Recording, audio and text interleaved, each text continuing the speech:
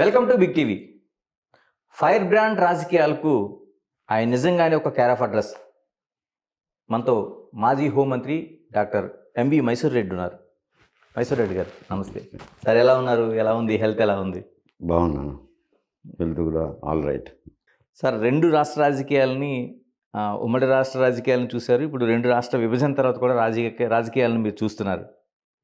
ఏమనిపిస్తుంది? ముందుగా ఆంధ్రప్రదేశ్ రాజకీయాల్లో చాలా మార్పులు వచ్చినాయి, అలాగే తెలంగాణలో కూడా. ముందుగా ఆంధ్రప్రదేశ్ రాజకీయాలని ఆ మార్పుకి కారణం ఏంటంటే ఏం చెప్తారు? అంటే ఇప్పుడు విడిపోయిన తర్వాత ముందు చంద్రబాబు నాయుడు గారు వచ్చారు ముఖ్యమంత్రిగా. ఆ తర్వాత జగన్మోహన్ రెడ్డి గారు వచ్చారు.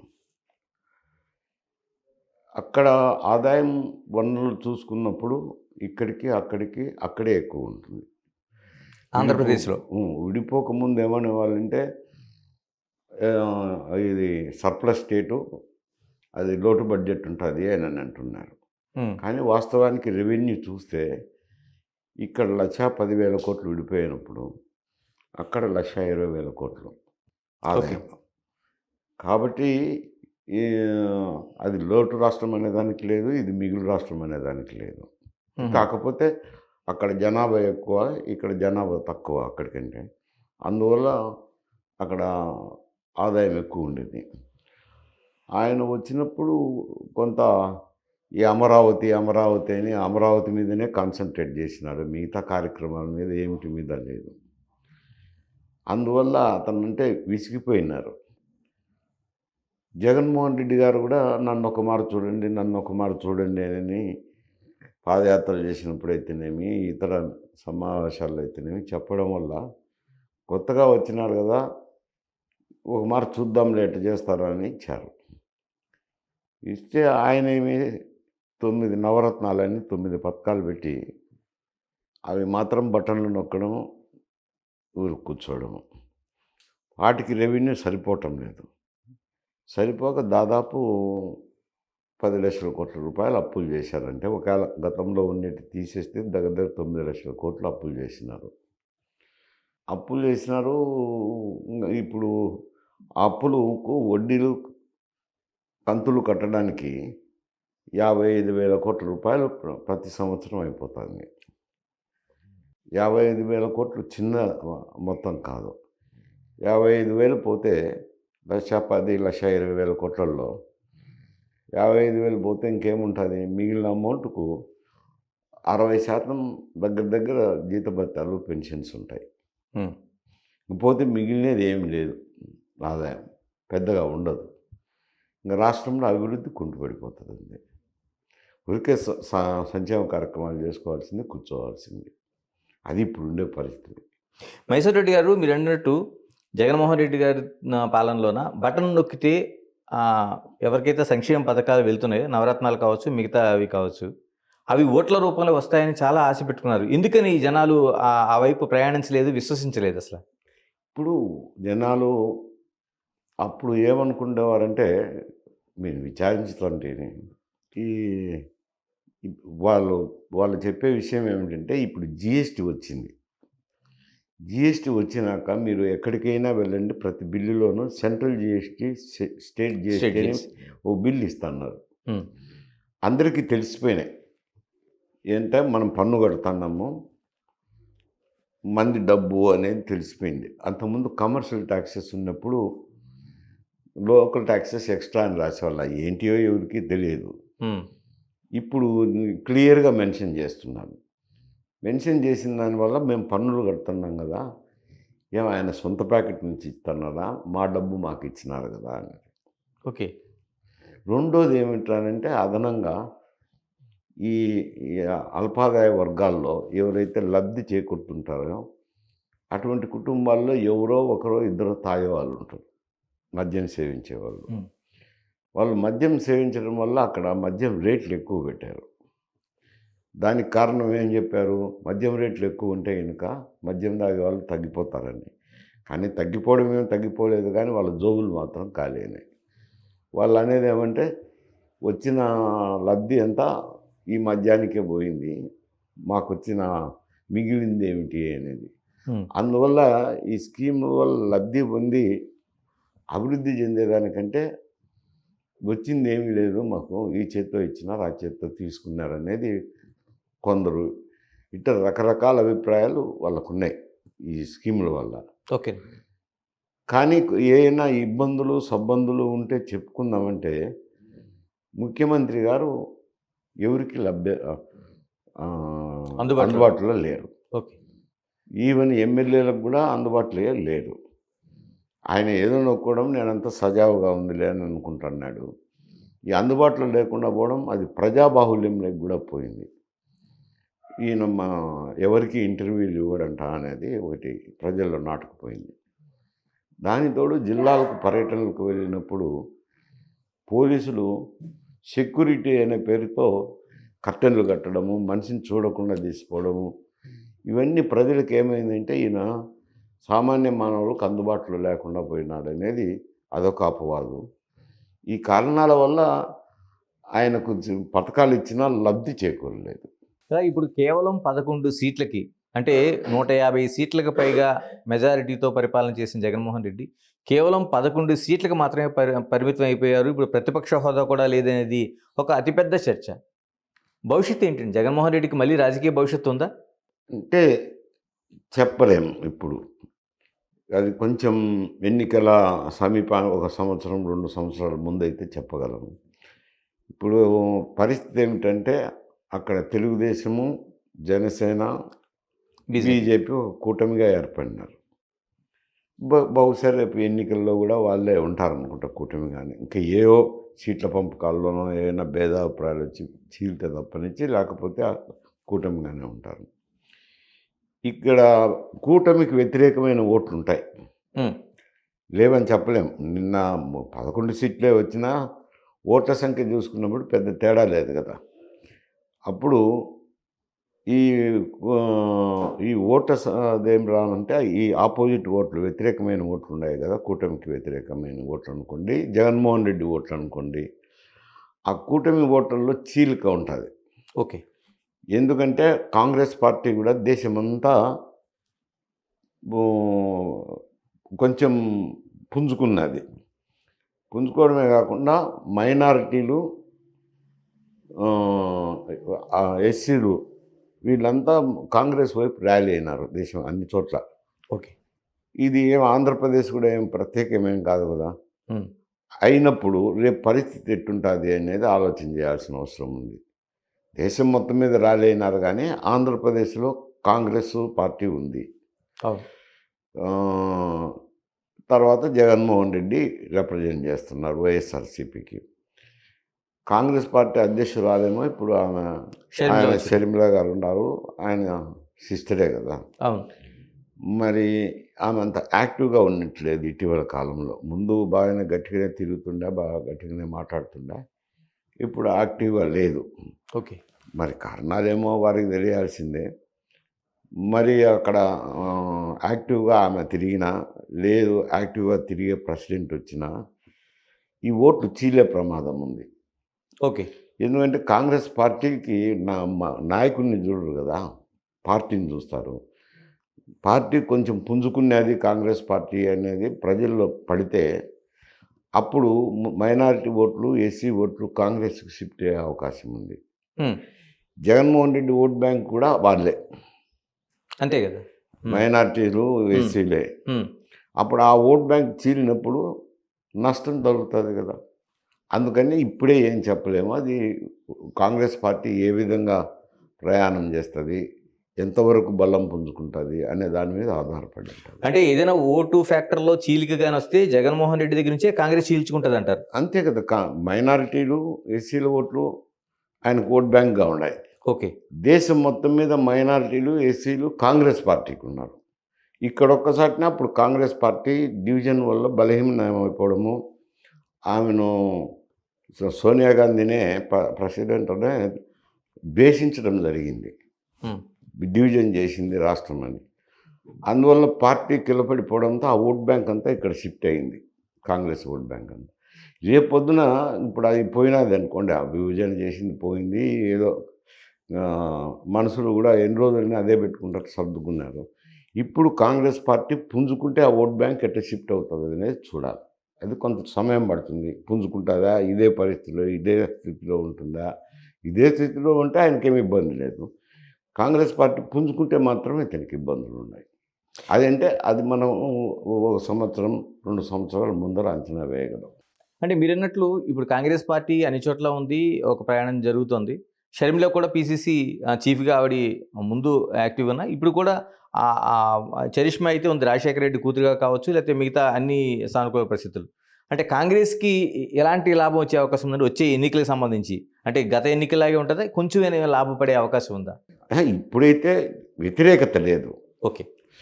కాకపోతే వాళ్ళు పార్టీని పటిష్టవంతం చేసుకోవాల్సిన అవసరం ఉంది.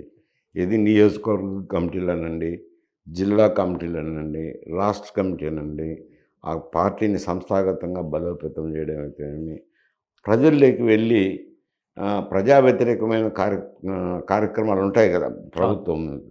అటువంటి కార్యక్రమాలను తీసుకొని ప్రజల్లోకి వెళ్ళటము ఇవన్నీ ఉన్నాయి కదా. పార్టీగా చేయాల్సిన కార్యక్రమాలు, ప్రజలతో మమేకం అవ్వాల్సిన కార్యక్రమాలు ఉన్నప్పుడు, ఓహో! కాంగ్రెస్ పార్టీ వాళ్ళు కూడా బాగానే చేస్తున్నారు అన్నప్పుడు వాళ్ళకి ఇటు వాళ్ళ ఓట్ బ్యాంక్ కాబట్టి చీలితే మాత్రం నేను కష్టమవుతుంది అంటాను. ఇక మీరన్నట్టు కూటమి ప్రభుత్వం నిజంగా ఒక సంకీర్ణ కూటమిలా కనిపిస్తుంది. ఒకటి తెలుగుదేశం, ఒకటి జనసేన, బీజేపీ.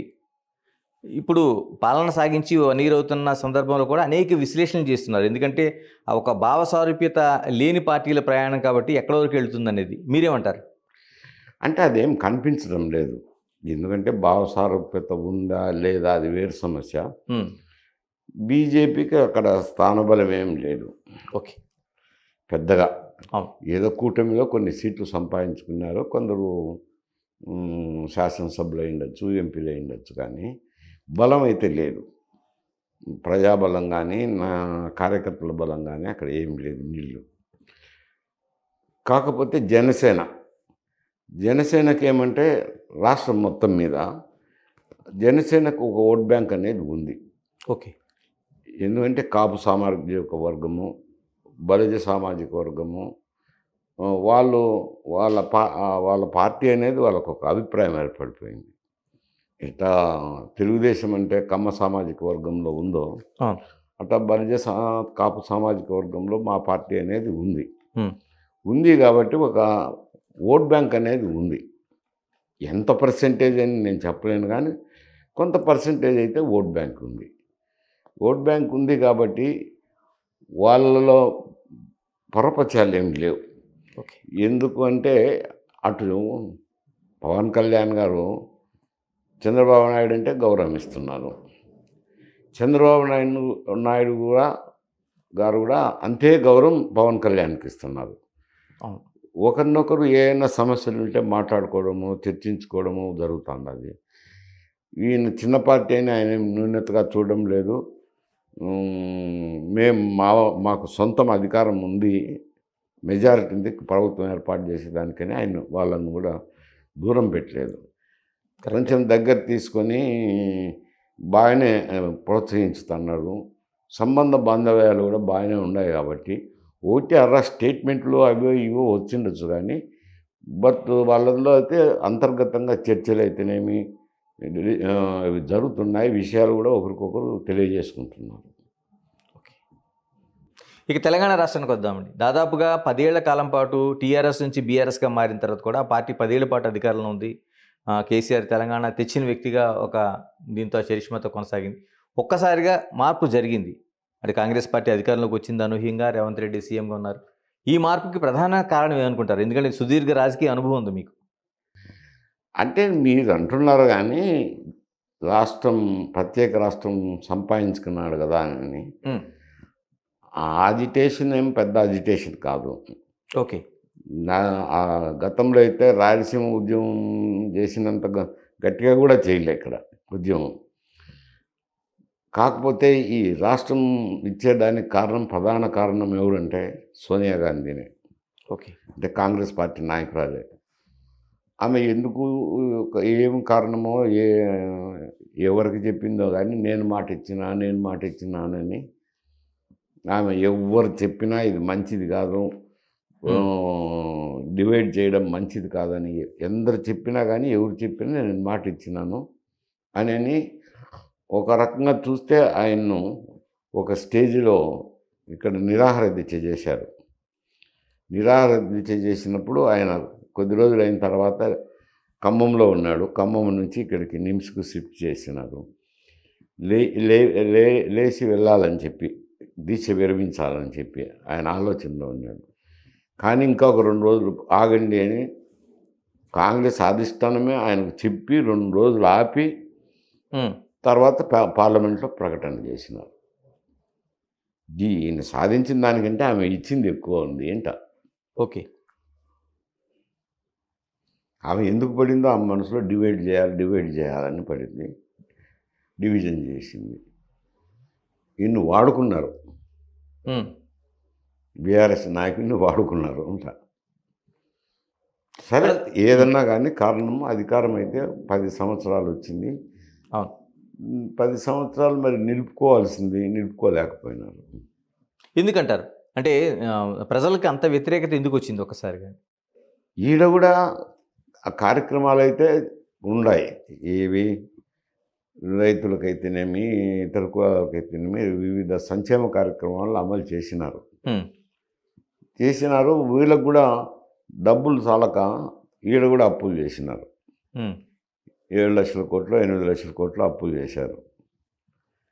అంటే ఎందుకు నేను కరెక్ట్గా చెప్పడం లేదంటే బడ్జెట్ పద్ధతుల్లో చూపించేటి ఒకటి ఉంటాయి, కార్పొరేషన్ల తరఫున తెచ్చిన అప్పులు, బయట ఇంకా కొన్ని అప్పులు, ఇవన్నీ రకరకాల అప్పులు ఉంటాయి కాబట్టి కరెక్ట్గా చెప్పలేము ఫిగరు. అయితే అప్పులు చేసినారు. ఇప్పుడు 45,000 కోట్లు సంవత్సరానికి కంతు కట్టాల్సింది వస్తుంది. 65,000 కోట్లు శాలరీలకు పోతుంది. ఇంకపోతే ఇంకేముంది మిగిలి 1,10,000 కోట్లలో ఏం లేదు కదా. అందుకని అభివృద్ధి కార్యక్రమాలు ఏమి చేయలేదు. ఒక కాళేశ్వరం ప్రాజెక్టు కట్టినారు. దాని మీద విమర్శలు ఉన్నాయి. అవినీతి, సక్రమంగా పనులు చేయలేదు అనేది దాని మీద ఉన్నాయి. ఈ ఎస్ఎల్పిసి ప్రాజెక్టులు 10 ఏళ్ళు నిలబెట్టినారనేది, ఇవన్నీ పనుల పట్ల డెవలప్మెంటల్ యాక్టివిటీస్ పట్ల కాన్సన్ట్రేట్ చేయలే, కేవలం దాని మీద చేయటము. ఆయన కూడా ముఖ్యమంత్రి గారు ప్రజలకు అందుబాటులో లేకుండా పోవడం ఓకే రెండో కారణం. వీటి వల్ల కొంచెం ప్రజల్లో అసంతృప్తి రావడము, కాంగ్రెస్కు పట్టం కట్టారు. ఈడ కూడా మైనారిటీసు ఎస్సీస్ అంతా కాంగ్రెస్ వైపు మొగ్గడంతో మెజారిటీ వచ్చి. ఏమనిపిస్తుంది? హైదరాబాద్ బేస్డ్గానే మీరు ఉంటున్నారు, రేవంత్ పరిపాలన చూస్తున్నారు, సీఎంగా కాంగ్రెస్ పాలన చూస్తున్నారు. ఏమనిపిస్తుంది? ఎన్ని మార్కులు వేస్తారు ఇప్పుడు వరకు నడుస్తున్న పరిపాలన చూస్తే?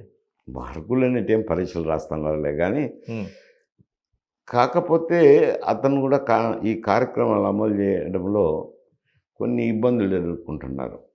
రెవెన్యూ చాలటం లేదు. చాలకపోయి స్కీములేమో అమలు చేస్తున్నాడు కానీ చేసినప్పుడు 50% 60% వరకే ఇంప్లిమెంట్ చేయగలుగుతున్నారు. ఏ ఒక నిబంధనలు పెట్టడము, నిబంధనలో ఒక 30-40% మందికి లబ్ధి చేకూరకపోవడము, రాని వారు బాధపడుతున్నారు.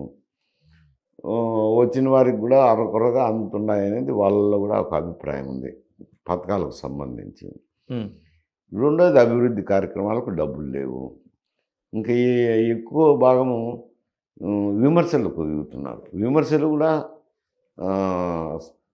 మంచి ఉచ్చారణలు లేవు. మరీ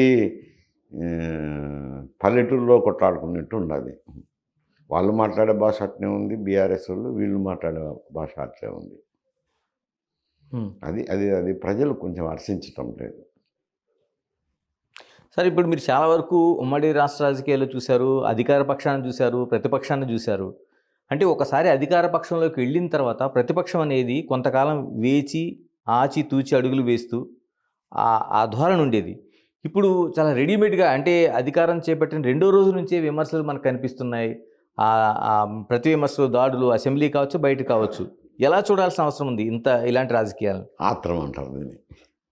ఆత్రం అంటే ఇప్పుడు ఒక ప్రభుత్వానికి పట్టం కట్టినారు, అదేం గుంజుకునేది కాదు కదా. ప్రజలు ఓట్లేస్తే అధికారంలోకి వచ్చినారు. వచ్చిన తర్వాత వారికి ఒక సంవత్సరంగా కొంతకాలం ఎలా పరిపాలిస్తుందో చూడాలి. ఉమ్, చూసి అప్పుడు విమర్శలు చేస్తే బాగుంటుంది. అట్లా కాకుండా ఏమవుతుంది, వచ్చిన మరుసటి రోజు నుంచే విమర్శలు చేయటం, అది ప్రజలు హర్షించరు. దానివల్ల ఎక్కువ విమర్శ చేస్తున్నారు అనేది మంచి అభిప్రాయం లేదు. ఆ విమర్శలకు ప్రాముఖ్యతనివ్వటం లేదు. ఇలా తెలుగు రాష్ట్రాల్లో 2 రాష్ట్రాల్లో కావచ్చు మీరు అంటున్న విమర్శలే కాదు, ఆ, పరస్పరం కేసులు, అరెస్టులు ఇలాంటివన్నీ కూడా మీరు చూస్తున్నారు. అధికార పక్షం నుంచి ప్రతిపక్షం వరకు అంతకుముందు వీళ్ళు చేశారు, ఇప్పుడు వీళ్ళు చేస్తున్నారు. దీన్ని ఎలా విశ్లేషిస్తారు? ఇది మంచి సాంప్రదాయం కాదంటాను. నువ్వు ఒక ప్రభుత్వాన్ని చేసే తప్పులను వేలెత్తి చూపించవచ్చు, మంచి భాషలో మాట్లాడాల్సింది కానీ భాష మాత్రం బాగలేదు. అది వాళ్ళ ఇష్ట ప్రకారం నోటికొచ్చినట్టు మాట్లాడుతున్నారు. మంచి పదజాలమా అవునా కాదా అనే విచక్షణ అయితే లేదు. అది స్థాయికి తగ్గ విమర్శలు కాదు. ఓకే. ఇలా మరోవైపు మనం కేసుల కోసం మాట్లాడుతున్నాం కాబట్టి వైఎస్ వివేక హత్య కేసు చాలా మలుపులు తిరుగుతుంది. అసలు సిబిఐ, సిఐడి ఇలాగ అనేక రూపాల్లో విచారణ జరుగుతుంది. ఇప్పుడు సాక్షులు మరణాలు అనేవి ఆందోళన కలిగిస్తున్నాయి. ఏంటి ఇదేం తేలే అవకాశం ఉందంటారా? ఎందుకంటే మీరు హోమ్ మినిస్టర్గా పనిచేశారు, ఇలాంటి కేసులన్నింటినీ చాలా దగ్గర నుంచి చూశారు మీరు. అది ఒక మర్డర్ కేసు. అవి అంత సాగదీయవలసిన అవసరం లేదు. ఎందుకంటే దాదాపుగా సంవత్సరం కాలంగా సిబిఐ వాళ్ళు ఇన్వెస్టిగేషన్ నిలిపేసినారు. సిబిఐ చేయటం లేదు కదా.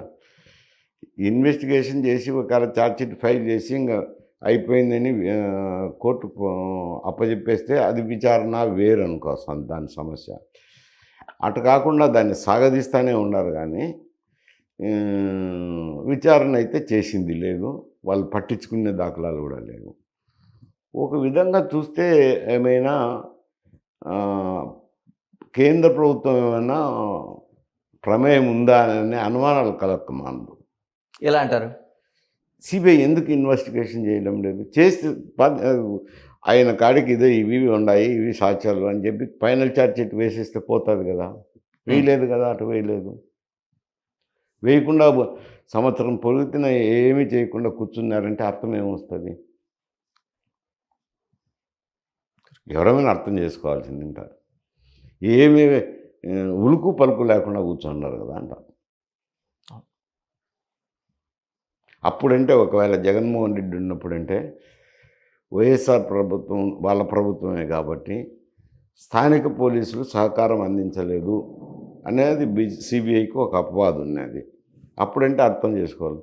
ఇప్పుడేముంది, ఇప్పుడేమో వీళ్ళు వ్యతిరేకించరు,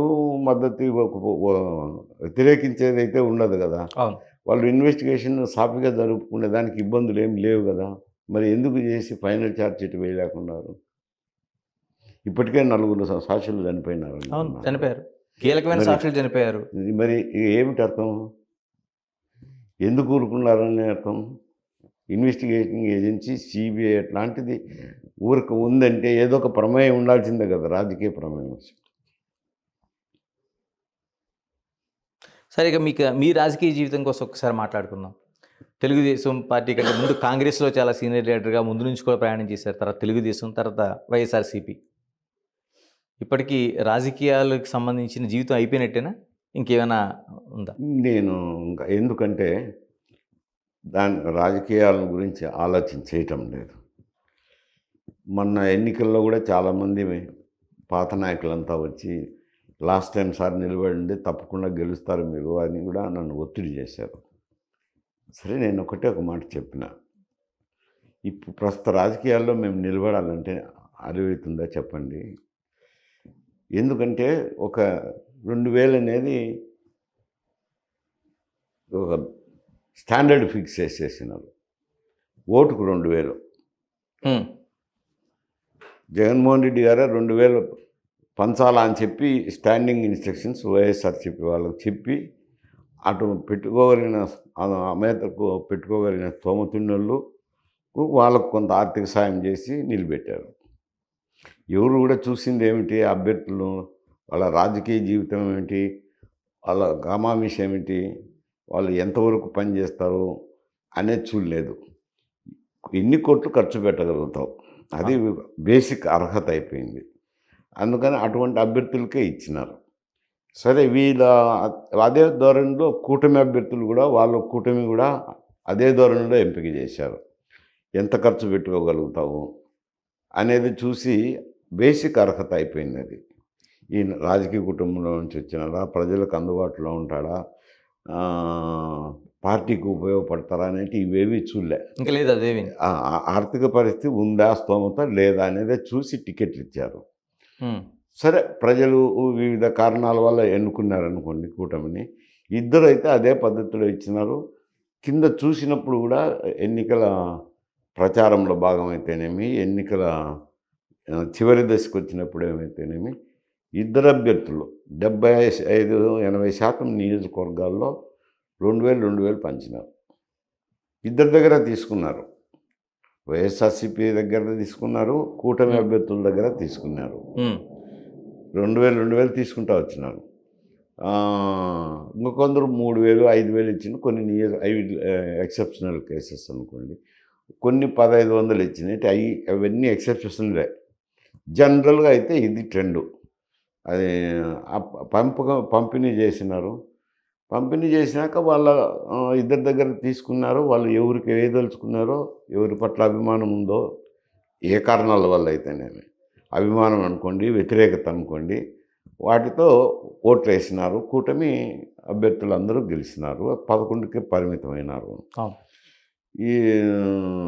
ఈ డబ్బు అయితే ఇది తీసుకున్నారు.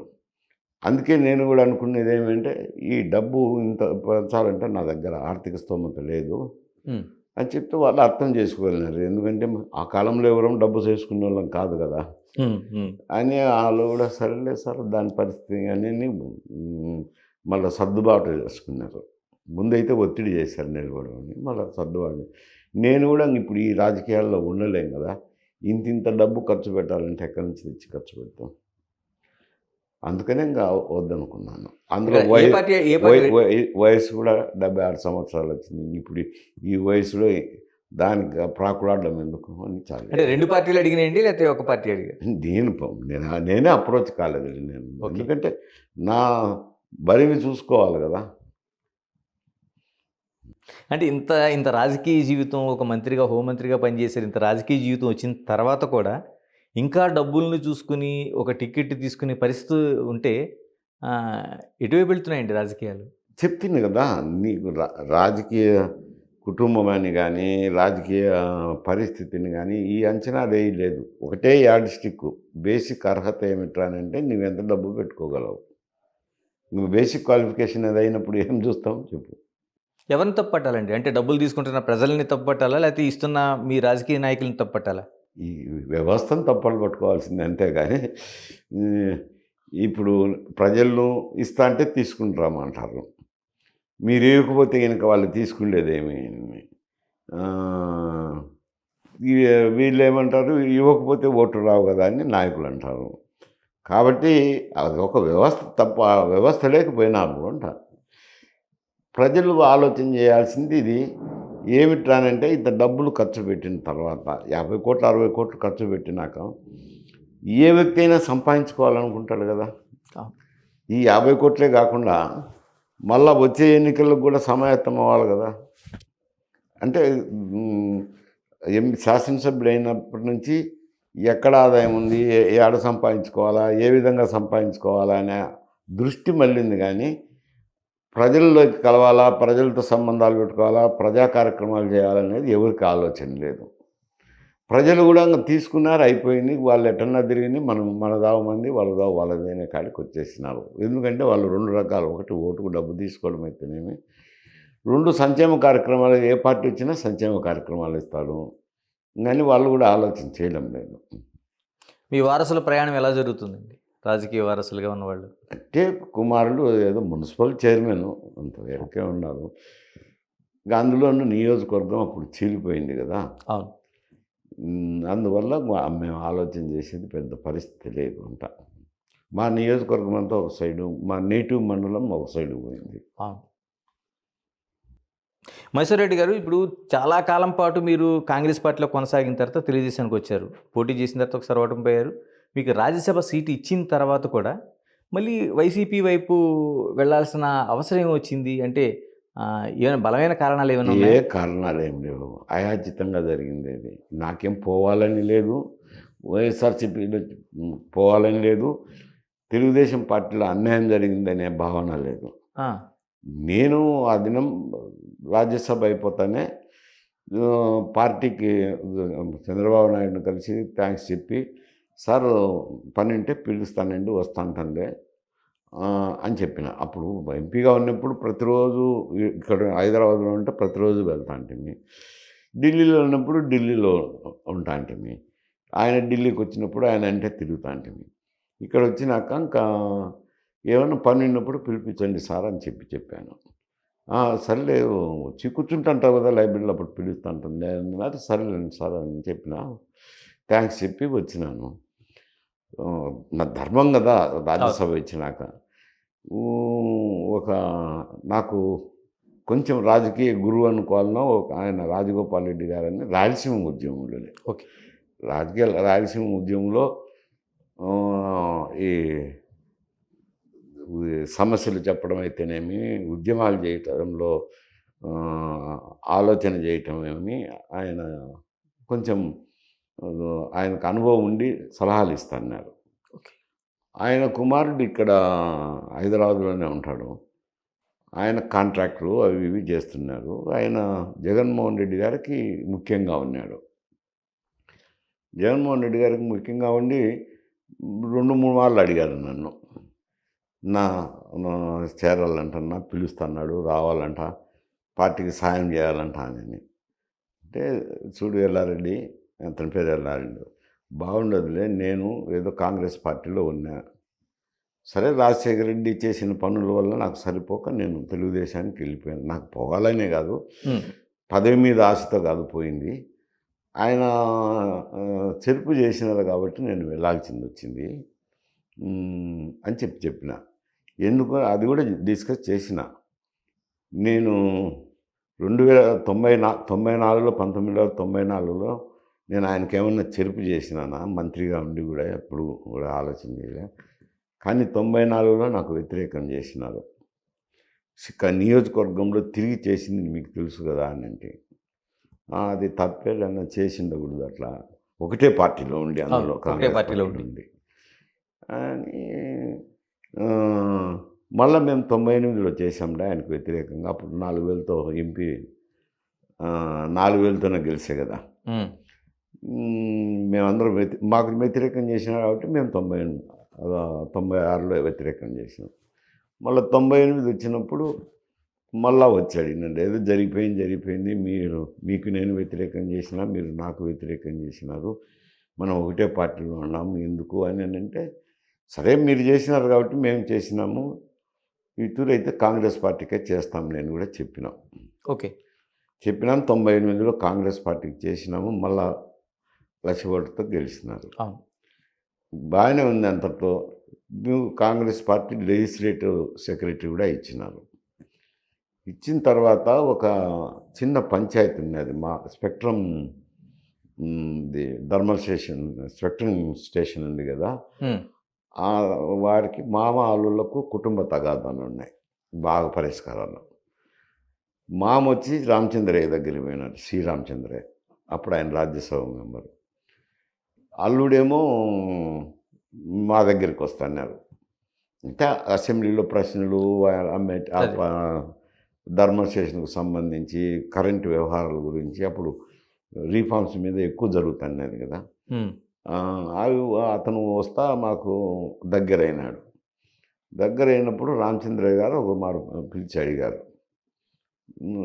మంచి మిత్రుడే కదా నాకు, ఎందుకంటే కాలేజ్ డేస్ నుంచి నేను పీయూసీలో ఉన్నా, ఆయన బీకామ్ చదివినాడు తిరుపతిలో. ఓకే. అందుకని మంచి ఫ్రెండ్స్మే.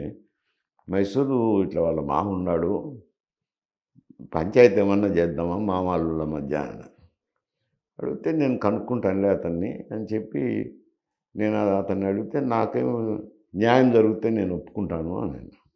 అంటే ఇట్లా చెప్పినాడు రామచంద్ర అని చెప్పిన. మరి అయితే మాట్లాడదాము, ఎక్కడ కూర్చుందామని ఏమి ఎన్నో సాట కూర్చొని మాట్లాడదాంలే, ఏముంది పెద్ద సమస్య ఏముందిలే అని అన్నా. ఇక్కడ వద్దులే, బాగుండదు ప్రెస్సు ఇదంతా న్యూసెన్స్, నేను తెలుగుదేశంలో ఉన్నా, నువ్వు కాంగ్రెస్ పార్టీలో ఉన్నావు, ఏమిటి ఎందుకు ఎన్ని ప్రశ్నలు వస్తాయి, ఢిల్లీలో కలుద్దాంలే, ఢిల్లీలో మాట్లాడదాం. సరే ఢిల్లీలో పోయినాము. అది పంచాయతీ మాట్లాడుతున్నాము. 2-3 రోజులు పడుతుంది కదా. సత్యనారాయణరావు నాకు ఫోన్ చేసి మాట్లాడచ్చు కదా, ఎందుకంటే ఆయన కోసం అదే పనిగా ఢిల్లీకి పోయి సోనియా గాంధీని కలిసి సత్యనారాయణరావు గారికి ఇమ్మని చెప్పి వచ్చినాము. అంటే భాస్కర్ రెడ్డి సార్ మాట్లాడినాడు, ఆయన పోయి మీరు పోయి చెప్పుకోండి బాగుంటుంది అంటే చెప్పిందాం. అడగచ్చు కదా నన్ను, ఆయన ఏం అడగకుండా పోయి ఈయనకు కంప్లైంట్ చేసినాడు, రాజశేఖర రెడ్డికి. ఈయనైనా విచారించవచ్చు కదా, నేను 98లో నీకు చేసిన సిఎల్పి సెక్రటరీగా వేసుకున్నావు, ఏమిటి వినాలి ఏమిటి అంటే ఫోన్లో పర్సనల్గా మాట్లాడితే చెప్తాం కదా, పలానా విషయం ఇలా పంచాయతీలే అని చెప్తాను కదా. మాట్లాడకుండా నన్ను సిఎల్పి సెక్రటరీ తీసేసినారు. ఓకే. అది తీసేసిన తర్వాత నాకు కొంచెం బాధ కలిగింది. ఎందుకు అది కొంచెం అవమానంగా ఫీల్ అవుతాం కదా. ఫీల్ అవ్వడము, ఏదో కొద్ది కాలం తర్వాత ఈయన శివరామకృష్ణ గారు, డిఎల్ రవీంద్ర రెడ్డి గారు వచ్చినారు. ఎందుకు ఎంతసేపు ఉన్నా అంతే, ఈయన ఎట్నే చేస్తుంటాడు, నువ్వేం తప్పు చేసినావని నేను సిఎల్పి సెక్రటరీ తీసేయడము, 98లో చేస్తే మళ్ళా చూడు వెంటనే ఈ పని చేసినారు. ఆయన అంతా పని అయిపోయినంత వరకు, పని అయిపోయినాక ఇట్నే చేస్తుంటారు, మనం ఎన్ని రోజులు ఉన్నా ఈడుంటే ఇంతే, తెలుగుదేశం పోదామా అని. ఓకే.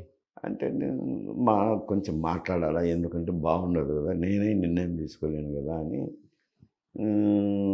మా వాళ్ళని కూడా ఆలోచన చేశాను ముఖ్యుల్లో. చేస్తే నిజమేలే, ఆయన మరి చేసినప్పుడు ఎందుకు ఆ సిఎల్పి సెక్రటరీ తీసేయాలా, సరే నీ ఇష్టం, నీకు ఎట్లా బాగుంటే అట్లా నిర్ణయం తీసుకోలే, మేమంతా నిన్ను ఫాలో అవుతామన్నారు. ఇంకా అందరం కడపలో కూర్చొని మాట్లాడినాము. మాట్లాడి ఇంకా ఆయనతో మాట్లాడేదానికి డేట్ ఫిక్స్ చేయాలా అని ఆయన వాళ్ళే ఫిక్స్ చేస్తాను, ఎవరితో మాట్లాడుతున్నారు. సర్లే అని హైదరాబాద్కు వచ్చిపోయినాక మాట్లాడదాం అని హైదరాబాద్కి వచ్చేసరికి మాకంటే ఒకరోజు ముందు డిఎల్ రవీంద్ర రెడ్డి వచ్చినారు. ఆయన ఏదో సుబ్బారెడ్డి గారు దొరకపోయి ఆయన అట్లా దొరకపోయినారు.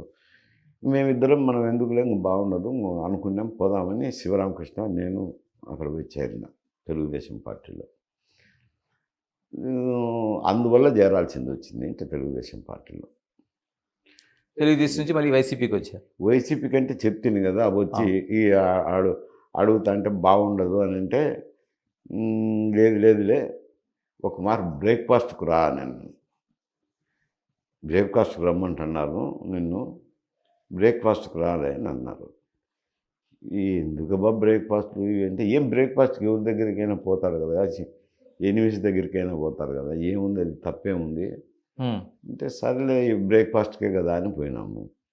సరే బ్రేక్ఫాస్ట్ తిన్నాక అడిగినాడు తినేటప్పుడు, పార్టీకి సాయం చేయాలంటే, నేను ఇప్పటికే తెలుగుదేశం పోయినా బాగుండదు అంటే, ఏమైనా ఎప్పుడన్నా అడిగితే సలహాలు చెప్పు అంటే, చెప్తాంలే దానికి ఏముంది, ఎప్పుడేముంది తప్పేముంది దాంట్లో సలహాలు మధ్య. ఆయన బయటకు వచ్చేసరికి ఆ కండువాలు కప్పి ప్రెస్సు వాళ్ళ ఫాలోయర్స్ అందరూ నన్ను వైఎస్ఆర్సీపీ అంటే మీ ప్రమేయం ఏమీ లేదు, నా ప్రమేయం ఏమీ లేదు. బయట ప్రెస్ వచ్చినప్పుడు కూడా లేదు, ఏదో బ్రేక్ఫాస్ట్ మాట్లాడినాము, పార్టీలో చేయలేదు లేదు అని చెప్పినా ఆయన కొందరు అట్నే పెట్టినారు. అది కండువాలు కప్పేవాళ్ళు, కండువాలు అన్నీ కప్పి ఆయన పిలిచి మాట్లాడింటే చంద్రబాబు నాయుడు గారు, నేను ఏదో ఇట్లా పోయినాను రండి నేను అనుకున్నాను, ఆయన పెంచకుండా సస్పెండ్ చేసేసినారు. పార్టీ నుంచి సస్పెండ్ చేస్తే ఇంకా అట్నే కంటిన్యూ అయినా. మరి ఇంత కంటిన్యూ అవుతున్న వాళ్ళు మళ్ళీ ఎందుకు వైసీపీని వదిలిపెట్టారు? అంటే అనుకోకుండా కాకతాళీయంగా ఏదోటి అయ్యింది ఆ పార్టీలోకి వచ్చారు. సరే ఏదో 2-3 సంవత్సరాలు పనిచేసినాము, కొంచెం ప్రవర్తన కూడా నచ్చాలి కదా. ఓకే. నచ్చకపోతే ఉండలేం కదా. ఎందుకు తెలియని అప్పటికి కాంగ్రెస్ నుంచి తెలుగుదేశం వద్దులేని అప్పటికి గుడ్ బై చెప్పేసిన. కదా ఇంత నిజంగానే మిమ్మల్ని ఒక బ్రేక్‌ఫాస్ట్ ఇంకోటి వెల్కమ్ చెప్పి మిమ్మల్ని తీసుకున్నవాళ్ళు ఆ గౌరవం ఇచ్చారండి పార్టీలో? ఇచ్చినారు. తర్వాత ఉంటాయి కదా, కొన్ని విషయాలు ఉంటాయి కదా, ఓకే. నచ్చలేదు వచ్చేసింది మరి. మీరన్నట్టు ఇప్పుడు కాంగ్రెసు, తెలుగుదేశం, వైసీపీ ఇలాంటి నిర్ణయాలు తీసుకుని అంటే మీ ప్రమేయం ఉండొచ్చు, ఉండకపోవచ్చు. నిర్ణయం తీసుకున్న తర్వాత ఇలాగ ఉండకపోతే బావుండేదని ఎప్పుడైనా అనుకున్నారా మీరైనా? కాదు, ఇదొక్కటే నాకు వైఎస్ఆర్‌సీపీలోకి వచ్చిందే ఓకే. ఆలోచన చేయకుండా అయాచితంగా జరిగింది. తెలుగుదేశం అప్పుడు నేను నా ఫాలోయర్స్‌తో మాట్లాడినా, ఇట్ట పరిస్థితులు ఉన్నాయని ఎక్స్‌ప్లెయిన్ చేసినా, హ్మ్. అందరూ సర్లే నీ భవిష్యత్తుకు చేరన్నారు, చేరినాను. హ్మ్. ఇక్కడ ఈ వైఎస్ఆర్‌సీపీకి వచ్చినప్పుడే అయాచితంగా జరిగింది అని చెప్తున్నాను. తెలుగుదేశంది ఏం లేదు. మహేశ్వర్ రెడ్డి గారు అంటే మీరు చాలామందిని సీఎంలు చూశారు. కోట్ల విజయభాస్కర్ రెడ్డిని చూశారు. తర్వాత నాదెండ్ల ఈ అందరిని చూశారు. చాలామంది జనార్దన్ రెడ్డి గారిని చూశారు. ఎక్కడైనా చిన్న విషయానికి గాని కోట్ల మైసూర్ రెడ్డి గారికి చిన్న తేడా వచ్చినా అంత బలమైన పట్టుదల ఏంటి అసలా? మీరు దేన్ని అక్కడ రాజీ పడకుండా ఎందుకు అంత బలంగా పోరాటం చేసేవాళ్ళు మీరు? ఏది ఈ ప్రతిపక్షంలో ఉన్నాను. ఏదైనా కావచ్చు. ఎక్కడైనా కావచ్చు. నేనేం ముఖ్యమంత్రి మీద ఎప్పుడు అని వ్యతిరేకంగా కాదు. పోలేదు. మిగతా పార్టీ వాళ్ళు ఎవరు వైఎస్ రాజశేఖర రెడ్డి కావచ్చు. అంటే ఒక మొండి పట్టుదల చివరికి మీరు ఇప్పుడు భాస్కర్ రెడ్డి కానీ, జనార్దన్ రెడ్డి కానీ క్యాబినెట్లో ఉన్నాము. వాళ్ళు సముచిత స్థానం ఇచ్చారు, గౌరవం ఇచ్చారు. చెన్నారెడ్డి గారు కూడా ముందు ఇస్తానని చెప్పారు. వివిధ కారణాల వల్ల ఇవ్వలేకపోయినారు. అయినా కానీ నేనేం మాట్లాడలేదు. ఈ ఈ నేనెప్పుడు ప్రతిపక్షంలో ఉన్నప్పుడు గట్టిగా పోరాటం చేసేవాడిని. అవును. ఎలక్ట్రిసిటీ రీఫార్మ్స్ మీద అయితేనేమి, ఇతర కార్యక్రమాల మీద అయితేనేమి, రాయలసీమ సమస్యలపైన అయితేనేమి, అవి ఎప్పుడు రాజీ పడకుండా గట్టిగా మాట్లాడేవాడిని అంట. ఇలాగ రాయలసీమ ప్రస్తావన తీసుకొచ్చారు కాబట్టి రాయలసీమ ప్రత్యేకంగా ఉండాలి. రాయలసీమ పరిరక్షణ అనేది ఒక ఉద్యమంతో ఉందా ఇప్పుడు? అయిపోయినట్టేనా ఉద్యమం? అంటే అప్పుడు జరిగింది. హ్మ్. జరిగినాక మేము అధికారంలోకి వచ్చినాక ఉద్యమం అంటే ఎట్టయితది? మీరే అధికారంలో ఉన్నారు, మీరే చేయండి అంటారు కదా. హ్మ్. అప్పుడు ఇంగా వీలున్న కాడికి అప్పుడు గాలేరు అయితేనేమి, అందరి అయితేనేమి, రోడ్లు అయితేనేమి, మన పివి నరసింహరావు గారు ప్రధానమంత్రి అయినప్పుడు Hyderabad to Chittoor national highway ఇచ్చాము. హ్మ్. తర్వాత మీటర్ గేజ్ ఉన్నది. ఇది సికింద్రాబాద్ నుంచి గుంటకల్ వరకు మీటర్ గేజే ఉన్నది. దాన్ని బ్రాడ్ గేజ్ చేయించడం. దానికోసం పివి నరసింహరావు ప్రధానమంత్రి గారు నిలబడినప్పుడు ఆయన అడిగాం.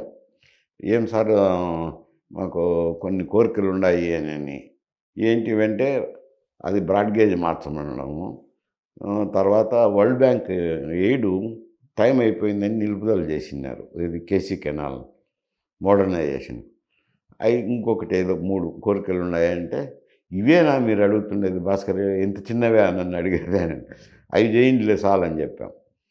సరే వచ్చినప్పుడు ఆ మీటర్ గేజ్ని మార్చేసరికి రైల్వే బోర్డు అభ్యంతరం పెట్టినారు. ఎందుకంటే నార్త్కు సౌత్కు లింక్ పోతుంది సార్, మార్చేదానికి లేదంటే మరి ఎట్లా, నేను మాట ఇచ్చినానంటే అప్పుడు ప్రధానమంత్రి కదా ఆయన, ఒక పని చేస్తాం సార్, మొత్తం ఈనిగేజ్ చేసేస్తాము, అప్పుడు ఆ సమస్య రాదు కదా అని అన్నారు. ఈనిగేజ్ ఎంత అవుతుందంటే 3,000 కోట్లు. అప్పుడు ప్రధానమంత్రికి 3,000 కోట్లు అంటే ఏముంది. సరే దానికోసం మొత్తం భారతదేశం మొత్తం ఈనిగేజ్ చేసినారు. అట్ని చిత్తూరు హైదరాబాద్ చిత్తూరు నేషనల్ హైవే కూడా చేసినారు. ఆ వరల్డ్ బ్యాంక్ అది కూడా చేసినారు. అట్లా కార్యక్రమాలు కొన్ని అవునాయి. ఉద్యమంలో ఉన్నదాన అవన్నీ కోరినాము అంటారు. అవి కావాలని రాజశేఖర రెడ్డితో కూడా గట్టిగానే పోరాటం చేసినట్టున్నారు. మీ పైన వ్యక్తిగతంగా టార్గెట్ చేసి ఆ సైట్ విషయంలో కావచ్చు ఇలాంటి వాటిలో మీరు బహిరంగంగానే పెద్ద నిరసన తెలియజేసినట్టున్నారు అప్పుడు. అంటే అప్పుడు తెలుగుదేశం పార్టీలో ఉండగా. ఉన్నాను. ఆరుబయట స్నానాలు చేశారు. అంటే అది వేరు సమస్యలే. నేనేం ఆ స్థలం ఆక్రమించాలని కాదు. నాకు వేరే దురుద్దేశం కూడా లేదు. అవసరం కూడా లేదు. అవసరం కూడా లేదు. వాళ్ళు కావాల్సి ఏదో కంచె వేస్తే నాకేమైందంటే పోవడానికి ఇంట్లోకి పోలేదు, రోడ్డు వైడనింగ్ చేస్తున్నారు. రోడ్డు వైడనింగ్ చేసేటప్పుడు నా కాంపౌండ్ వాళ్ళు పోతుంది కదా, పోయినప్పుడు రేకులు అడ్డం పెట్టినారు. రేకులు అడ్డం పెడితే ఇంకా నేను ఆ పక్కన వికెట్ గేట్ ఉన్నది, అట్లా పోవచ్చు లేని పోతా అంటే ఆడ కూడా పోకుండా కంచె వేసినారు. నేను ఇంట్లోకి వెళ్తే ఉమ్, ఇంట్లో అది ఆ పక్కన ఉండేది కంచె వేసిరి, నా ఇంటికేమో రేకులు అడ్డం పెట్టిరి నా స్థలానికి. ఇంక నేను ఎట్లా పోవాలా? అందుకే ధర్నా చేసినాను. ఇంక మళ్ళీ తుదకు మున్సిపాలిటీ వాళ్ళు పరిగెత్తుకుంటూ వచ్చి ఆ గేట్ చేసి పెట్టేసినారు. సరే నాకేం అభ్యంతరం లేదని మళ్ళీ. సరే అప్పుడు ప్రత్యేక రాయలసీమ కోసం ఉద్యమం జరుగుతున్నప్పుడు కానీ లేకపోతే ఆ ఉమ్మడి డిమాండ్లో కానీ ఎప్పటికైనా రాయలసీమ విడిపోవడం ఖాయమని ఒక నినాదం అయితే ఉంది. అదే అప్పుడు అటు ఉమ్మడి నుంచి రాష్ట్రంలోనే అభివృద్ధి అనేది అది. ఉమ్, ఆ ఆ రాయలసీమ జాయింట్ యాక్షన్ కమిటీ ఉమ్, 81 నుంచి ఏర్పాటైంది. ఇది అయినా 89 వరకు యాక్టివ్గానే స్టేజ్లో ఉన్నది. తర్వాత అధికారంలోకి వచ్చినాక ఉద్యమం చేయడంలో అర్థం ఉండదు. పనులు చేసి పెట్టాలి కానీ అందువల్ల అంతవరకు ఉన్నది. ఎప్పుడే కానీ ఏ రోజు కూడా ప్రత్యేక రాష్ట్రం కావాలని కోరలే. ఓకే. అంటే ఇప్పటికి చాలామంది ఆ డిమాండ్ వినిపిస్తూ ఉంటారు, రాయలసీమ ప్రత్యేకంగా ఓ రాష్ట్రంగా ఉండాలనేది. విడిపోయినప్పుడు విడిపోయి విడిపోయినప్పుడు ఆ సమస్య వచ్చింది. విడిపోయినప్పుడు ఏమంటే అదొక ఆ ఫోటో ఉంది కదా కృష్ణ కమిటీకి. అవును, కృష్ణ కమిటీకి శ్రీకృష్ణ కమిటీకి. ఆ, మేము ప్రత్యేక రాష్ట్రం చేయమని ఇచ్చినాం. ఎందుకు అని అంటే ఇప్పుడు ఉమ్మడి రాష్ట్రం ఉన్నప్పుడైతే ఎప్పుడు కూడా అనలేదు. లేదు. ఇప్పుడు రాష్ట్రం రెండుగా విడిపోతుంది అన్నప్పుడు మాకు తెలంగాణతో అయినా కలపండి, లేదంటే ప్రత్యేక రాష్ట్రమైనా ఇవ్వండి అని. ఇప్పటికీ ఆ డిమాండ్ ఉందంటారా లేకపోతే దానికి లైఫ్ లేదా? ఇది ప్రత్యేకత ఎప్పుడైనా రాయలసీమ వస్తుంది, తప్పదు, తప్పదు. ఎప్పుడో ఒక రోజు వస్తుంది. ఉమ్, ఎందుకంటే ఇప్పుడు చూడండి 11,000 కోట్ల రూపాయలు వరల్డ్ బ్యాంక్ ఎయిడే తీసుకొస్తున్నారు. ఏమిటికి? అమరావతి డెవలప్మెంట్కు. ఉమ్, అమరావతి ఏమన్నా రాయలసీమ వాళ్ళు యాక్సెప్ట్ చేసినారా? లేదు కదా. నీవేదో ఒంటెత్తు పోకల్లో అనౌన్స్ చేసినారు ముఖ్యమంత్రి గారు, ఉమ్, అసెంబ్లీలో ప్రకటించినారు. అక్కడే నువ్వు 11,000 కోట్లు పెట్టి అభివృద్ధి చేస్తే పన్ను కట్టేది ఎవరు? తుదకు మేము కూడా కట్టాల్సిందే కదా. ఆ వరల్డ్ బ్యాంక్ లోను అప్పు తీర్చేటప్పుడు మా పన్నులు కూడా ఉంటాయి కదా, మాకేం లాభము అనేది ఉంది ప్రశ్న. నువ్వు ఉమ్మడి ఆ రాష్ట్రానికి రాజధాని ఎక్కడ ఉండాలని నువ్వు ఏదో ఈ ప్రజాభిప్రాయమో ఇంకొకటి తీసుకుంటే పర్వాలే. లేదు కదా, ఊరికి శివరామకృష్ణ కమిటీ వాళ్ళు కూడా రాసినారు కదా, ఇది అనువైన ప్రాంతం కాదని రాసినారు కదా, ఆయన అక్కడే పెట్టుకుంటున్నారు. మేమందరం తిరుపతికి ఎందుకు కాకూడదు? పుణ్యక్షేత్రము, అభివృద్ధి చెందింది, ఎయిర్పోర్ట్ ఉంది, రైలు మార్గాలు ఉన్నాయి, హైవేస్ ఉన్నాయి. ఉన్నప్పుడు తిరుపతి ఎందుకు చేసిండకూడదు? అక్కడ ఉంది కదా, ఖాళీ భూమి అయితే ఉంది కదా రేణుగుంట దగ్గర. అందువల్ల పెద్ద ఇష్టపడరు. ఎప్పుడైనా అది డివిజన్ అయ్యేదే. ఎప్పుడా అనేది చెప్పలేను నేను. ఎప్పటికైనా తప్పదు. తప్పదు. సార్ ఇంకోటి ప్రధానంగా రాయలసీమలో ఫ్రాక్షనిజం అనేది ఇంకొక మాట కూడా చెప్పండి. కృష్ణ కమిటీకి మేము రిప్రజెంటేషన్ ఇచ్చినప్పుడు ఇటు తెలంగాణలో కలపండి, లేకుంటే ప్రత్యేకమైన ఇవ్వండి, ఆంధ్రాతో కలపొద్దన్న. ఆయన నవ్వి ఏం మైసరాళ్ళు ఎందుకు సపరేట్గా అయినా ఇమ్మంటున్నారు, తెలంగాణలోనే కలపమంటారు, ఆంధ్రాలో కలిపితే ఎందుకు వద్దంటున్నావు అని నేను ఉంది. సార్ పిల్లికి ఎలకు ఎందుకు వేయలేం సార్ అనండి. ఆయన నవ్వి ఊరుకున్నాడు. అంతే. జాతి వైరం, అది జాతి వైరం, దానికి ఏం చెప్పలేం కదా. ఇప్పుడైనా ఆయన ఎవరైనా అంటున్నారా? కోస్తాంధ్ర నాయకులు అంతా ఇక్కడే పెడితే వాళ్ళ రాయలసీమ ప్రాంతానికి కొంత పెట్టండి కలిసిపోవాలని ఏ నాయకుడు మాట్లాడదు. కరెక్ట్. సరే, రాయలసీమ రాజకీయాల్లో ఫ్రాక్షనిజం అనేది ఎప్పటి నుంచో కొనసాగుతూ వస్తుంది. మధ్యలో కొంత స్తబ్దుగా ఉన్నా అదంతా నివురుగప్పిన నిప్పులా కనిపిస్తుంది, అప్పుడప్పుడు బయటికి కనిపిస్తుంది. ఎప్పటికైనా ఫ్రాక్షనిజం అనేది పోయే అవకాశం ఉందా? ఫ్రాక్షనిజం ఎక్కడుంది? అది సినిమాలు, పత్రికలు మాకేసిన ముద్ర అంతే. అంతేగాని ఎక్కడుంటుంది అది? మేము రాజకీయాల్లోకి వచ్చేసరికైతే అది అన్నో నియోజకవర్గానికి 2-3 గ్రామాల్లో ఏదో ఉన్నది. కానీ మళ్ళీ మేము వచ్చినాక రాజకీయాల్లోకి వచ్చినాక అవి కూడా 2-3 గ్రామాల్లో కూడా లేకుండా పోయినాయి. అంతకుముందు ఎప్పుడో ఉన్నది. ఉమ్, ఎందుకంటే ఇది పాలిగా అక్కడ ఒక రాజ్యం అనేది లేదు. ఏది రా కృష్ణదేవరాయలు పోయిన తర్వాత ఓ పాలెగాళ్ళని ఉంటున్నారు. 4 గ్రామాలకు, 5 గ్రామాలకు ఒక నాయకుడు. ఒక నాయకుడు. వాళ్ళకు పాలెగాళ్ళని పేరు పెట్టినారులెండి బ్రిటిష్ వాళ్ళు. ఆ పాలెగాళ్ళ కిందనే రెవెన్యూ వ్యవస్థ అన్నీ జరుగుతుండేది. న్యాయము మొత్తం అంతా. అది ఉండంగా పాలెగాళ్ళలోనే గ్రామాలకు గ్రామాల మధ్య భేదాలొచ్చి అయి ఘర్షణలకు దారి తీసి ఫ్యాక్షనిజం వచ్చింది. అయి పోయినాయి, ఎప్పుడో పోయినాయి. మా తరంకు ముందరుండేటివి. ఓకే. మా తరం వచ్చినాక మేమున్నప్పుడు ఏం లేవు అట్లాంటివి. పోయినా గానీ ఇప్పటికీ సినిమాల్లో అదే చూపిస్తుంటారు. అదే ముద్రేస్తుంటారు. అయితే లేదంటారు. ఇప్పుడు లేవు. అటువంటి చెదురుముదురు సంఘటనలు ఆంధ్రాలో జరుగుతాయి, గోదావరిలో జరుగుతున్నాయి, కృష్ణాలో జరుగుతున్నాయి. ఎందుకు జరగటం లేదు? అవును. చివరిగా చెప్పండి, మీరు హోమ్ మినిస్టర్గా పనిచేశారు కాబట్టి మీకు ఈ ప్రశ్న వేయదలుచుకున్నాను. నక్సలిజం మీరు ఉండే టైంలో నక్సలిజం చాలా తీవ్ర స్థాయిలో ఉండేది. దానిపైన మీరు పోలీస్ వ్యవస్థ నడపడంలో కావచ్చు, మిగతా అనేక అంశాలు నడిచినాయి. ఇప్పుడు పూర్తిగా కేంద్ర ప్రభుత్వం నక్సలిజాన్ని మేము పూర్తిగా లేకుండా చేస్తామనేది అమిత్ షా కూడా ప్రకటన చేస్తున్నారు. జరుగుతున్న ఎన్కౌంటర్లు మీరు చూస్తున్నారు చాలా వరకు. నిజంగా నక్సలిజాన్ని ఈ విధమైన ఏదైతే ఒక కార్యాచరణతో కావచ్చు, లేకపోతే యాక్టివిటీతో కావచ్చు అణిచివేసే అవకాశం ఉందా? అంటే ఇప్పుడు ఇక్కడ ఆంధ్రప్రదేశ్లో అయితే లేదు కదా. అప్పటి నుంచి ఏ పాలసీలు అయితే మొదలు పెట్టినామో అదే పాలసీలు చంద్రబాబు నాయుడు గారు కూడా వచ్చిన తర్వాత కంటిన్యూ చేశారు. రాజశేఖర రెడ్డి అదే కంటిన్యూ చేశారు.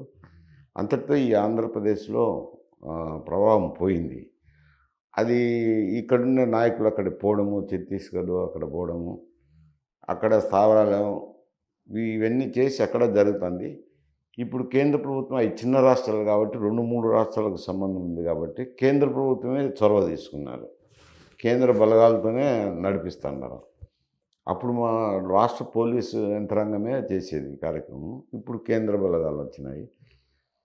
కొంచెం నిన్న ఈ దినం పత్రికలో స్టేట్మెంట్ చూస్తే మీరు కాల్పులు విరమిస్తే మేము శాంతి చర్చలకు సిద్ధము అని ఇచ్చినారు కదా. అంటే అర్థమైతే తగ్గిందనే అర్థం కదా. అంటే వైఎస్ ఉన్నప్పుడు కూడా ఇలాగే ఇచ్చారు. ఒక చర్చలు కూడా జరిగినాయి. వైఎస్ రాజశేఖర రెడ్డి ముఖ్యమంత్రిగా ఉన్నప్పుడు కూడా లాస్ట్ దశకు వచ్చిందిలేండి. లాస్ట్ దశకు వచ్చినప్పుడు ఇంకా వాళ్ళు సర్దుకొని వెళ్ళిపోయినారు. ఎందుకంటే మేము ఏదైతే కంటిన్యూ చేసామో అదే చంద్రబాబు నాయుడు గారు కూడా కంటిన్యూ చేసినారు. అదే తుది దశకు వచ్చినారు. అప్పుడు చర్చలు అని చెప్పి ఏదో చర్చలు చేస్తారు. ఇప్పుడు ఏమనుకుంటున్నారు, చర్చలు జరిగే అవకాశం ఉందా, లేకపోతే ఎవరి విధానాలతో వాళ్ళు ప్రయాణించే అవకాశం ఉంటుంది? అంటే ఎవరైనా ప్రభుత్వం కోపం ఏముంటుంది? ఓకే. శాంతి భద్రతలు కాపాడాలనేది దృక్పథం ఉంటుంది. చర్చించుతాము, పరిష్కరించుకుంటాము అని అంటే పిలుస్తారేమో అంట. ఇక హోమ్ మినిస్ట్రీ కోసం ఒకే ఒక ప్రశ్న అడగదలుచుకున్నాను. ఒకప్పుడు హోమ్ మినిస్టర్ అంటే సీఎంతో పాటు సమానంగా ప్రయాణించే ఒక అతిపెద్ద ఒక పోర్టుఫోలియోగా మనం చూస్తుండేవాళ్ళం. ఎందుకని ఇప్పుడు అమ్మచాటి బిడ్డలాగా అయిపోయిన పరిస్థితి హోమ్ మినిస్ట్రీ ఎక్కడైనా కావచ్చు, రాష్ట్రాలకు సంబంధించి? అంటే ఇది రాష్ట్రాలకు సంబంధించి ఏమవుతుందంటే లా అండ్ ఆర్డర్ ముఖ్యమంత్రుల చేతిలో ఉంటుంది. హోం మాత్రమే హోం మంత్రికి ఉంటుంది. లా అండ్ ఆర్డర్ అంటే రెవెన్యూకు సంబంధించి లా అండ్ ఆర్డరు, హోంకు సంబంధించి లా అండ్ ఆర్డరు రెండు కలిసే ఉంటాయి. అప్పుడు గతంలో ఒక్క వెంగళరావుకు మాత్రం లా అండ్ ఆర్డరు, హోము 2 ఇచ్చినారు. మళ్ళీ ఎవరికి ఇవ్వలేదు. ఒట్టి హోంమంత్రి అయితే కనుక ఎవరు వినేవారు ఉండరు. నేనున్నప్పుడంటే నా పరిస్థితి వేరు. భాస్కర్ రెడ్డి గారు ముఖ్యమంత్రిగా ఉన్నారు. మీరున్నప్పుడు కూడా మీ దగ్గర లా అండ్ ఆర్డర్ లేదు. లా అండ్ ఆర్డర్ లేదు. జనార్దన్ రెడ్డి గారు ముఖ్యమంత్రిగా ఉన్నారు. వాళ్ళు మీరు మాట్లాడుకొని డెసిషన్ తీసుకొని చెప్పుకోండి అని నాకు కొంచెం ఫ్రీడమ్ ఇచ్చినారు. వాళ్ళకు నమ్మకం ఉంది కాబట్టి ఫ్రీడమ్ ఇచ్చినారు కాబట్టి కొంచెం నాకు ఇబ్బంది లేకుండా ఉన్నది. ఇప్పుడు ప్రస్తుతం వచ్చేసరికి లా అండ్ ఆర్డర్ ముఖ్యమంత్రి చేతుల్లో ఉంటుంది. హోమ్ మినిస్టర్ గారు ఒక డమ్మిని పెట్టుకుంటున్నారు కాబట్టి ఏం చేసేదానికి ఆయన చేతుల్లో ట్రాన్స్ఫర్లు ఉండవు. ఆయన ఎస్ఐని వచ్చి ఎస్పీ చేస్తారు, ఇన్స్పెక్టర్ని వచ్చి డిఐజీ చేస్తారు, డిఎస్పీలను వచ్చి డీజీపీ చేసుకుంటారు. మిగతా ఐపీఎస్ ఆఫీసర్లందరినీ ముఖ్యమంత్రి ఆఫీసులో జరుగుతాయి. కనీసం ముఖ్యమంత్రి లా అండ్ ఆర్డర్ మీటింగ్కు పోలీసు యంత్రాంగం బదిలీలు జరిగేటప్పుడు పోలీసు యంత్రాంగం పై నిర్ణయాలు తీసుకునేటప్పుడు హోంమంత్రిని పిలిపించి మాట్లాడితే కనీసం గౌరవంగా ఉంటుంది. అది కూడా ఏం పిలిపిస్తానట్లేదు. అందువల్ల పెద్ద పట్టించుకోవడం ఉంటారు. నిమిత్త మాత్రులుగా ఉండాలి. థ్యాంక్ యూ మైసూర్ రెడ్డి గారు, థ్యాంక్ యూ వెరీ మచ్. ఇది టోటల్గా ఉండే రెండు రాష్ట్రీయ రాజకీయాలు కావచ్చు, ప్రతిపక్షాలు అధికార పక్షంలో ఉండే ఆ తొందరపాటు చర్యలు కావచ్చు, ఉపయోగిస్తున్న భాష కావచ్చు, లేకపోతే తీసుకుంటున్న ఆర్థికపరమైన నిర్ణయాలు కావచ్చు, వీటన్నిటికీ కూడా గతంలోతో పోల్చితే అవి కొంత కింది స్థాయిలో ఉన్నాయనేది పూర్తిగా మైసూర్ రెడ్డి స్పష్టం చేస్తున్నారు. మరోవైపు ఏదైతే రాజకీయాల్లో హుందాతనం పెరగాలనేది చెప్పడంతో పాటు డబ్బు ప్రభావితం చూపిస్తున్న ఈ రాజకీయాల్లో తనలాంటి వాళ్ళు ఇమడలేను అనేది ఒక సంకేతాన్ని అయితే వ్యక్తం చేశారు. Keep watching Big TV. This is Ganesh. For more videos like this, subscribe Big TV channel.